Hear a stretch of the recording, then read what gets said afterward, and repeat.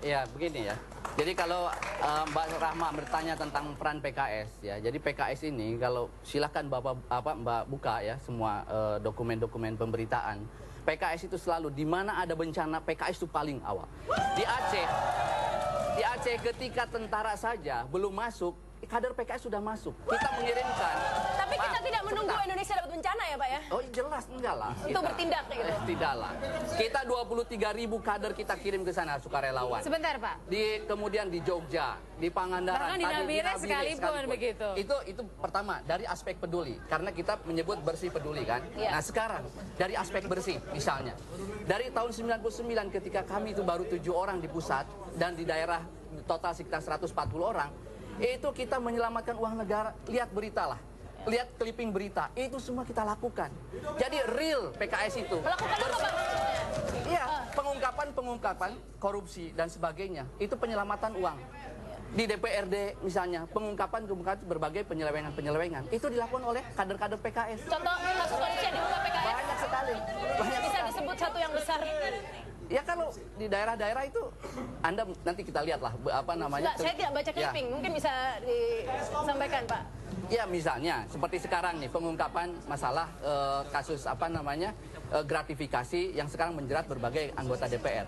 Itu termasuk anggota dari PKS ada yang justru dari PKS itu justru dia sebelum 30 hari dia sudah mengembalikan total 1,8 miliar. Itu artinya konkret begitu. Konkret. Baik. Silakan Pak. Baik, ini dulu.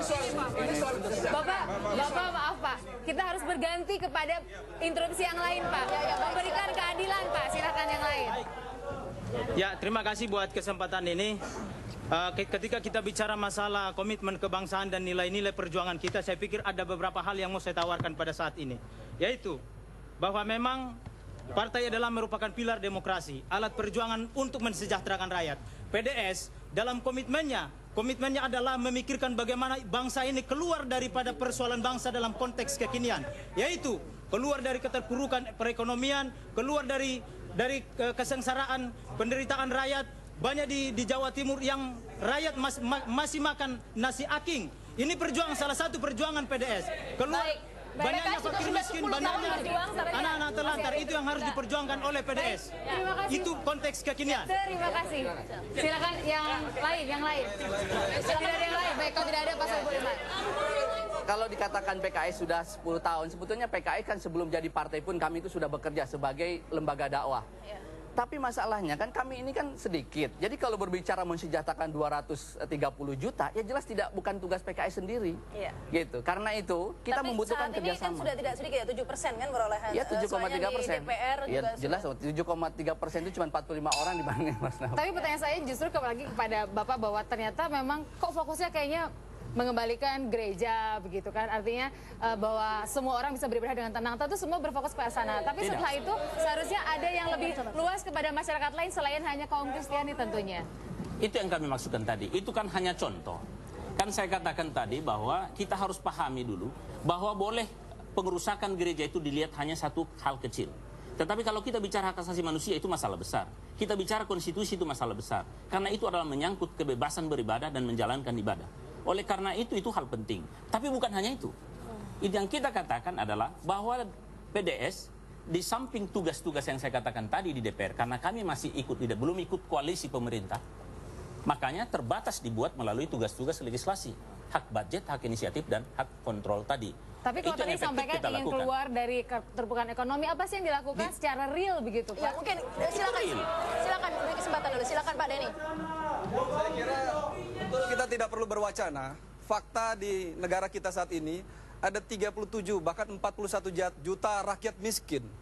Dengan anggaran per tahun 1.000 triliun, apa yang sudah dilakukan oleh PKS dalam hal ini untuk mensejahterakan rakyat? Dan saya kira ini konkret bagaimana sekarang memanage 1.000 triliun ini untuk kesejahteraan rakyat. Saya kira tidak ada rakyat yang tidak sejahtera kalau ini bisa dimanage dengan baik. Terima kasih Pak Denny. Ya silakan yang lain yang baju oranye. Oke, untuk saudara-saudara dari PDS, saya rasa PKS saat ini masih 7,9% dan ini jauh dari 100%. Untuk menyelesaikan permasalahan-permasalahan bangsa ini, kita perlu dukungan yang besar. Tentu kalau misalkan tadi saudara menuntut sedang apa PKS saat ini. 7% saja PKS sudah berbuat banyak mengembalikan uang-uang korupsi. Kata-kata dan ini saja dan ini sudah nyata. PKS konkret.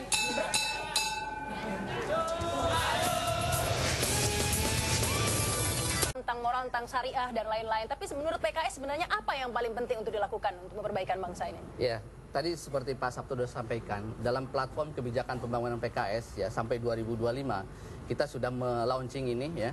Itu kita menetapkan kita ingin mewujudkan masyarakat madani yang adil, sejahtera dan bermartabat. Caranya? Adil secara politik, hukum ya dan sebagainya, kemudian sejahtera secara ekonomi dan kemudian bermartabat secara sosial budaya.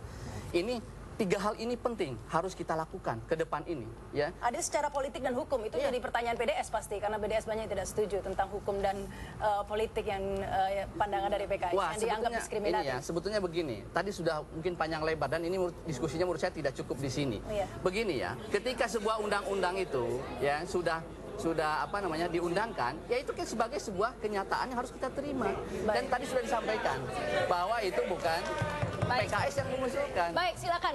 Nah, ini Tamara. Saya mungkin hanya ingin kembali ke konteks yang tadi dikatakan bahwa apa yang sudah dilakukan konkret oleh Partai Damai Sejahtera. Ketika PKS mengatakan bahwa sudah mengembalikan korupsi 1,8. Yang kami lakukan konkret, kami tidak mengembalikan korupsi karena apa? 4 pilar kami sudah anti korupsi, tidak ada yang perlu.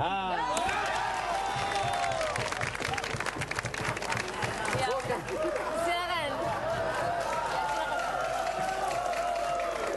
Silakan Pak. Silakan Pak. Baik, jadi kita setuju bahwa bicara soal bangsa, kita bicara semua masyarakat kita.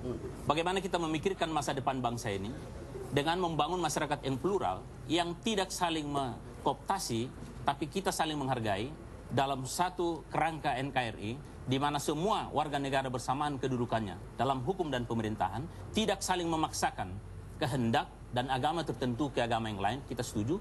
Saya kira dengan perdamaian dan kesejahteraan seperti itu, maka Indonesia masa depan itu akan menjadi baik. Tetapi ketika kita memaksakan dan ada ketidakbebasan untuk menjalankan ibadah dan mendirikan tempat ibadah, maka sebetulnya NKRI itu adalah sebuah hal yang semu dan absurd. Dan saya kira kita harus sepakat dengan PKS, bahwa tempat beribadah dan kebebasan beribadah adalah pertaruhan bagi HAM dan konstitusi. Oleh karena itu harus kita perjuangkan bersama-sama. Tidak boleh. Baik, silakan Pak. Sepakat ya.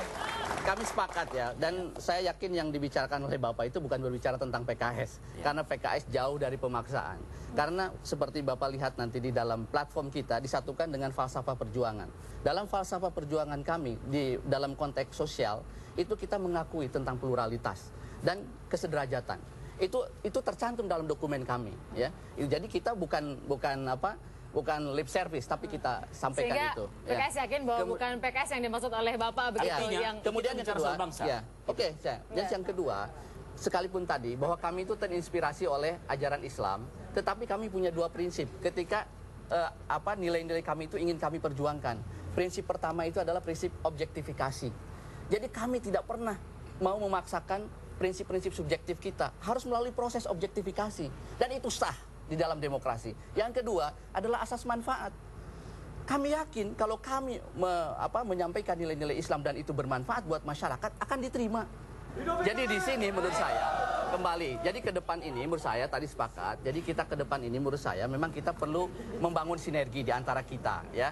Dan kemudian ketika kita punya masing-masing nilai-nilai subjektif, mari kita perjuangkan secara objektif gitu. Dan itu sah menurut saya. Jangan ditafsirkan ketika ada undang-undang misalnya tadi perbankan syariah dan diundangkan terus dianggap sebagai pemaksaan. Tidak, jangan. Karena itu realitas demokrasi. Bukan. Bapak sebentar Pak. Kalau tadi bicara, Saya bicarakan, saya tanggapi. Saya kira begini, itu yang saya katakan tadi. Sebentar, ketika kita bicara soal bangsa, bicara soal agama itu dua hal yang berbeda. Ketika dipaksakan, itu tadi bahasa kita. Maksud Bapak dipaksakan apa? Apa Soal perbankan syariah dipaksakan atau tidak? Ya menurut hemat PDS begitu. Karena proses kenapa? demokrasi itu dipaksakan. Ketika kita bicara merumuskan founding fathers kita merumuskan Undang-Undang Dasar 45 dengan mencoret 7 kata itu dalam rangka kesatuan kita sebagai bangsa NKRI 17 Agustus 45, maka sebetulnya persoalan syariah sudah final, sudah selesai. Oleh karena itu kalau itu dipaksakan lagi, mau dimuat lagi, itu sama dengan mengungkit Piagam Jakarta untuk dimasukkan lagi dalam